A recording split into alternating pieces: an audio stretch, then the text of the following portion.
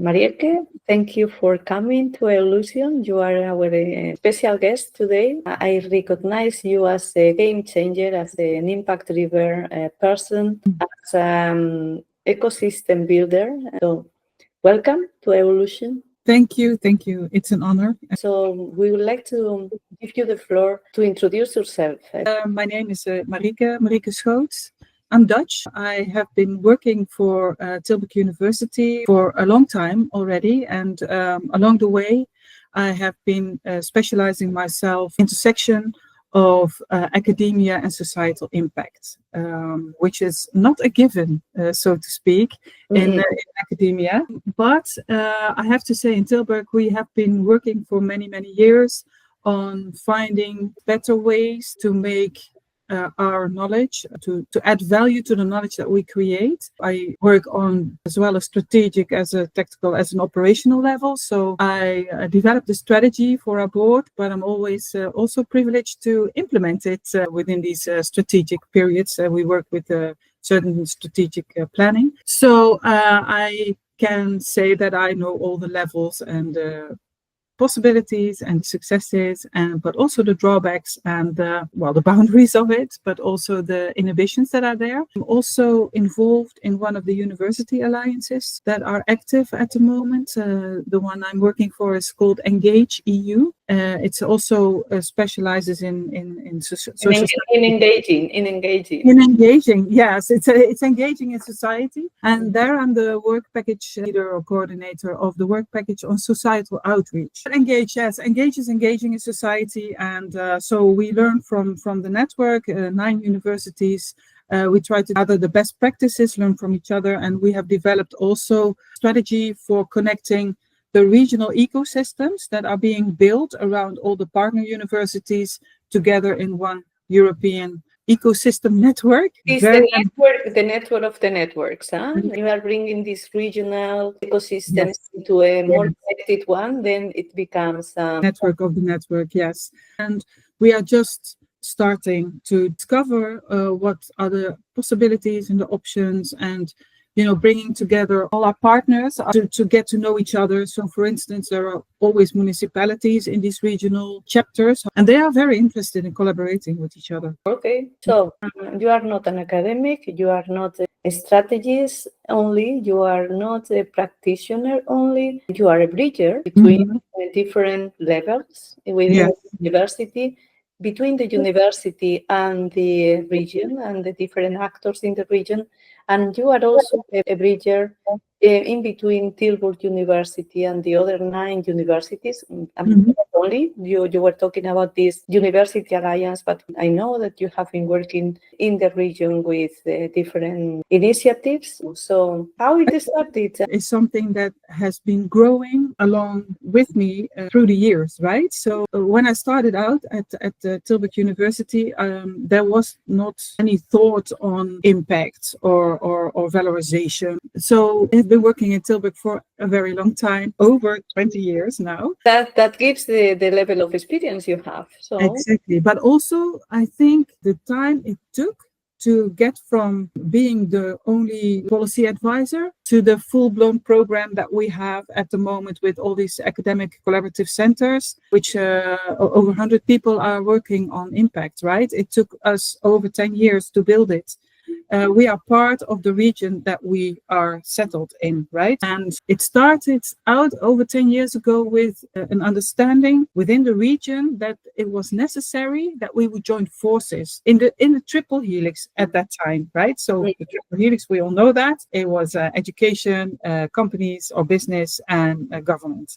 Then at some point, the university seconded me to that economic board or something like that. And I think people are very crucial. So we had a vision. The vision was shared by a lot of people. And it's like on all the levels you need to move forward. So our governing board, the governing board of the municipality, from the university, the companies, we all, it was 2 steps forward and 1 step back at the time. Yeah, but that's the way to learn together and to share the vision, huh? Yeah, and gradually, it's just like when this moved forward, I moved forward in a sense that I learned a lot.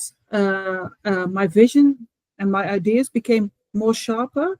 there were more people around me that was growing. So you get a fuller perspective because you got other perspectives, right? Mm. So, for instance, we had like a group of professors joining in the impact program. They had also their ideas on how we could move forward in this ambition of being like a local or a citizen university or whatever. And all these visions together made it possible to push it forward, to make steps forward, because we learned from the different perspectives. It's the whole system that was there, and the group of people which was growing, and the mutual trust that we had in each other. What I understand is that it's not an individual effort. It's not a project approach. It's something that starts and ends in a short period of time. It's a long-term approach. Yes. And you were mentioning some of the principles that drive this long-term endeavor. Yeah. One is the shared vision that has to be built in all the levels. Tell us a little bit about building trust and how you make this group of people that are building this together, having this stamina and long vision, bound together with which are the principles, the values, the drivers that Yes. make this happen. Yes. Because there are high levels or peaks where you celebrate things, but Yeah. there are many other valleys or Yes. difficulties Yes. where you have to overcome and then continue. What would you say are these drivers, principles, and limitations for the long term? Yeah. Well, the trust is very, very important. But I also think that shared vision, it needs to be like a co-created vision on where you would like to go. And I also see now, like universities, they have like their faculties and their departments, and they do their research, and the way they decide on their themes, it's up to them, right? Mm-hmm. And for Tilburg University to make the step towards like, okay, we are going to dedicate our endeavors, our people, not all of them, Resources, people, resources, yes, money, budget there, yeah, towards like a couple of challenges or thematic or themes was not easy, and it made all the difference, because the way you talk to society is different. For instance, we have like this big program on well-being or broad prosperity, and we have the collaborative centers, and we ask our partners to become like part of that center, but it's not a contract in a sense that they tell us what to research, right? No, we ask them to join us, or they want to join us, because we have a mission. And if you gear your research and maybe also your education towards that mission, instead of like, oh, we have all this knowledge and here you go. If we can contribute, that's nice. But now you are in it together, and you have all different responsibilities, because we are the knowledge partner in the whole ecosystem. And what we try to do, and we are getting better at it, but it takes a very long time, is that we try to build a common agenda. So let's say the mission is towards a just and inclusive energy transition. And we have all kinds of partners, being private partners, municipalities, regional organizations, civil society organizations. They are all connected to that mission. Mm-hmm. So what are your activities going to be? Okay. What are you going to do? And this conversation, it takes time. And as an academic institution, you are enabled by your government to do all this research, and you have it. So you feel like more or less an obligation to make it work for society. And we see a lot of things happening in these collaborative centers. First, that everyone is very happy with the mission and wants to work on that. Then, so what are we going to do? What are our activities? Then you see like the short-term questions and the long-term issues. Yeah. So we have rapid research and slow science, right? So I love that. Okay. Yeah.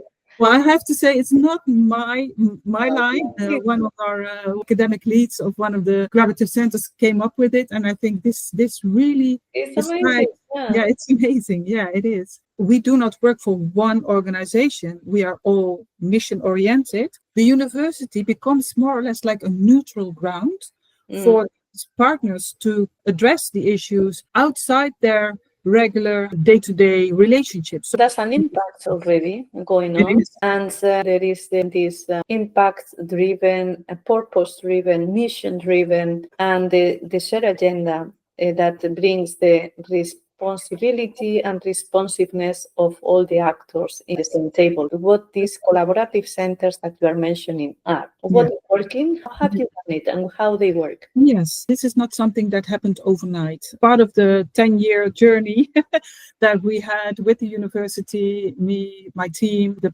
professors who really wanted to make an impact. But the university works with strategic periods, right? So, and now we have one which is lasts for 7 years.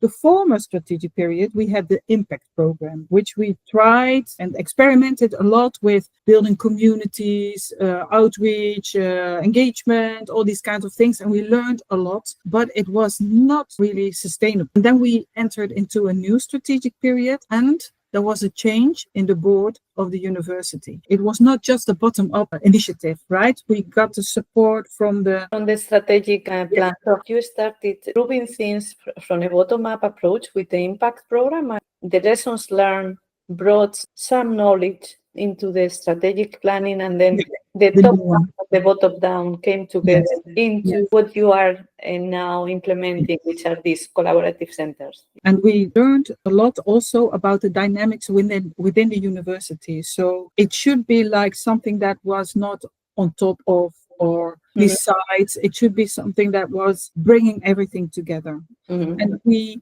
experimented with that, with building like research communities, which were more thematically organized. So the idea of the collaborative centers was not new. We already had them at Tilburg University, but they were disciplinary organized within a faculty. So we made small teams of 2 professors who are not in the same faculty, and gave them a little bit of money so they could hire junior researchers and build staff. Each of the 4 collaborative centers, there was a project manager. All right. Yes. And that's a very important point, huh? It is, because it's a lot of work, and it's not all necessarily academic work, but you have to find your partners, you have to do your partner management, you have to organize your working sessions, your creative sessions. We have trained our project managers in systemic design. All these tools are there, and we have colleagues in another department who are also specializes in bringing together the different blood types of organizations. And so it was a very small team. It was the core team, 2 academic leads, and a project manager, and then there were 4 collaborative centers and a postdoc, and we just started out, right? And what we tried to do was to build like the internal community and drawing in researchers from all levels on specific themes within the collaborative centers, at the same time finding partners who are willing to contribute to the collaborative centers. And different people making or taking on different roles when needed during the process, and to make sure that the purpose and the mission driven was there for all of them. Yeah? Yes, that's what we did. One of the collaborative centers was also very successful in the impact program. We have like the researchers are there, but also all the partners are there, and it's all equal, right? So we organize it, and it's in the Tilburg University, but the win-win is that we are not telling them what to do. They tell us what they need, and we together we build this joint agenda. I suppose that you have also discussed the new name for that, because you were starting to talk about the triple transition. Now you are describing a quadruple, quintuple, or an helix. True. So they shouldn't be called academic, because then that's immediately when you think on academic, you think on a specific way of doing things with academics there, but this is another thing. So well, we might evolve towards another form. We don't know yet. At the moment, the university is very proud that we are. I want to be there when you give the new name. Huh? Well, maybe we just don't know. But our partners are very proud to work with the university. I know that they like to say we are part of the academic collaborative center. Yeah, that's very good.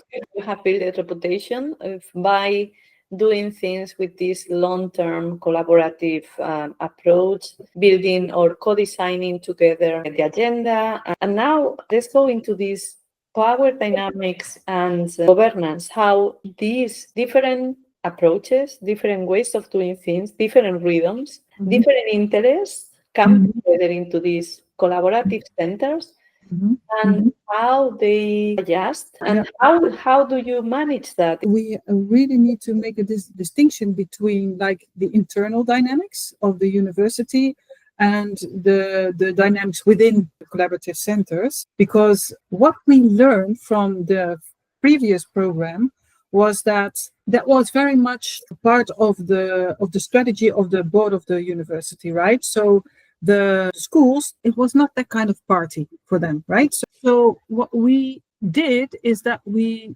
changed the whole governance when we started out in a new period, and is that we made like what we call a cross model. So we have like a dean from one school and a managing director from another are both responsible for one of the collaborative centers. We did not want the collaborative centers to be locked in a school or in a faculty or in a disciplinary tradition. We really wanted to make sure that it was the interdisciplinary, everyone could join in. That worked really well. So in the end, they got settled. So they are part of the governance of the collaborative centers.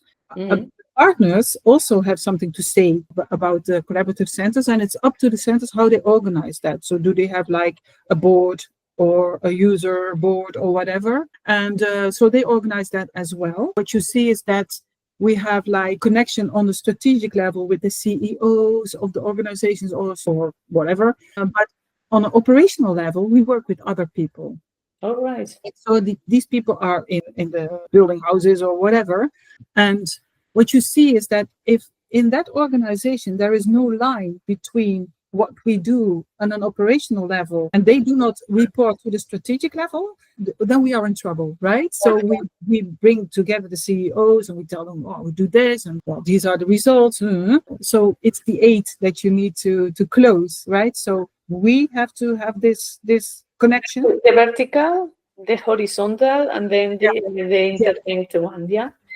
So sometimes we really need to educate our partners, like you have to talk to your manager, director, whatever, tell them. And what we do is we aim to give them like concrete results that they can show off. Like I'm in this project with the collaborative center, and listen, this is the results, so they can inform their proud of the work that they are representing. Exactly. Together. And also I think what I really would like to emphasize is that we also found a way to work with our applied universities in the region. So they have like their own center of expertise with their lectors, and this has also brought us so much closer together. So it's also about capacity building. It's about what do you learn. Yeah. Okay, so then you are making the connection with the vocational educational training. Yeah. Yes. And in this vocational educational training, that makes sense, this capacity building between these people that are handcrafted. There's a level between the applied universities. They are like not academic institutions, but they are applied. And in the Netherlands, they also have, and I believe in the rest of Europe, they have like something that's called lectorates. So these are their professors, so to speak, right? So they have a PhD and they do research, but it's because they are applied universities. They are very close to the working field, right? So they train their students not to be academics. They train them to be like HR advisors or whatever. So we used to be very far apart, at least in our region. And now, because we have these instruments, the collaborative centers, they have like what they call centers of expertise in which they bring their lectors together. And that also makes it easier, like to collaborate and to also add a new realm of knowledge to what you are doing. So different knowledges coming together. Yes. And also new linkages to different type of stakeholders, of actors. Yes, definitely. Yeah. So that's broadening the scope. Okay. And the question, what happens when things go wrong? It happens, yes. Can you give us an example that you can? Yeah. So we have these collaborative centers have like the network.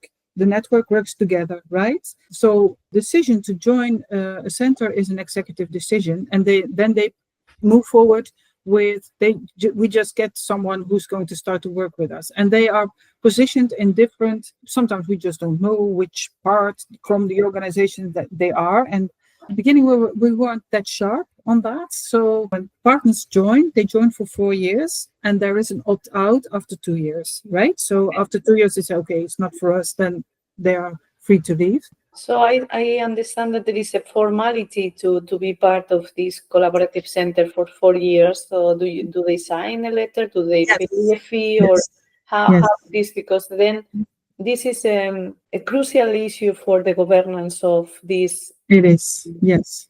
Quadruple, quintuple helix approach. When you have to really have flexibility, you need to have evolution. Yeah. But at the same time, you need to have a number of people that are stable. Yes. How is this formal approach done? We ask them a fee, and it's a little bit dependent on the field. The university invested a lot of resources in this program. So the reciprocity, it's important. Yeah. Again, the directionality and the commitment should be there very clearly stated. I think that's very, very important. Okay. I am very triggered, Marieke, because there is something that you have done in Tilburg to convey this entrepreneurial mindset in the university and to develop these new initiatives. And the trial and error has been going on for years. How come that a university can develop this entrepreneurial approach in this way? We had a very small group at the beginning who were interested. And at a certain point, we decided not to focus on no, we don't want that, and we just want to have fundamental research and support and so on, towards the people that want it. And we celebrated them, and we make them go faster and further and better. And, we just lifted them to another level. That's why I think the support structure is so important. And then you see, I don't like the phrase best practices. They are good practices. And then the newbies, so to speak, right? There were new people coming in, and they become like dedicated follower. And they found what it brought them, that it was like a whole new world opening up for them and new opportunities. And they advocated for us. So it's like it branches out. And if you just take care of them, they will do it themselves, because it's my mission, right? Everyone knows that. They come to you because they know already. Yes, but at a certain point, it's not just, it can't be me anymore saying it's important. Others need to say that, right? And when you have a success, you will get followers. So you make your successes clear. Are open and inclusive, and that is very important. And also, I think there's a new policy on acknowledge and reward. About new profiles for academics to when you are a good teacher, you can become a professor. This also, the impact profile is also very important. EARMA is doing a lot of work on this research support administrators. Also, that's what I'm really proud of, is that in the academic collaborative centers, we work with junior researchers, right? A lot. Okay. Yeah, so we have also postdocs. We have a few PhDs, but because the networks are there, we can move really fast, and we are quite successful in acquiring other money streams, right? A lot of Dutch projects, but we are branching out to Europe. So we have I think 12 going on 14 postdocs within these collaborative centers who are dedicated to the collaborative centers. They work in a department because they have to have that disciplinary. And this is a new generation of researchers. These are impact researchers. They work with... They are learning. They are really embedded into the new culture. Huh? Yes, and it's a specific breed. It's they choose for it. They really want to make an impact. And that's why they join the collaborative centers. And it's a young it's a lovely group of young researchers, and I'm very proud of them and that they are there and they are dedicated. And for them, the world is insecure, right? Because this reward and acknowledge is not very set yet. So what's the academic career going to bring for them, right? Yeah. Do they get like fixed positions? I don't know. Yeah. Okay. What about the impacts in the ecosystem? Because measuring impact is very It's difficult. Yes. We are just starting to embark upon that because we have started with projects, and as you know, it takes years. And also, the impact is not always so clear. Like it's our impact. It's of course an impact of the whole ecosystem that is working. So I do not yet have that much concrete results, but we have been working on, for instance, the role of citizen participation in this energy transition. So we did like the more the research, what works, what doesn't work, how can a municipality organize their citizen participation within this domain, which of course they already do, but there is, I would say, distrust, but there is often high trust between citizens and municipalities. So we developed like a new system on how to do that and keep the trust or build the trust. So one of the postdocs, he is also now doing like a roadshow with this format,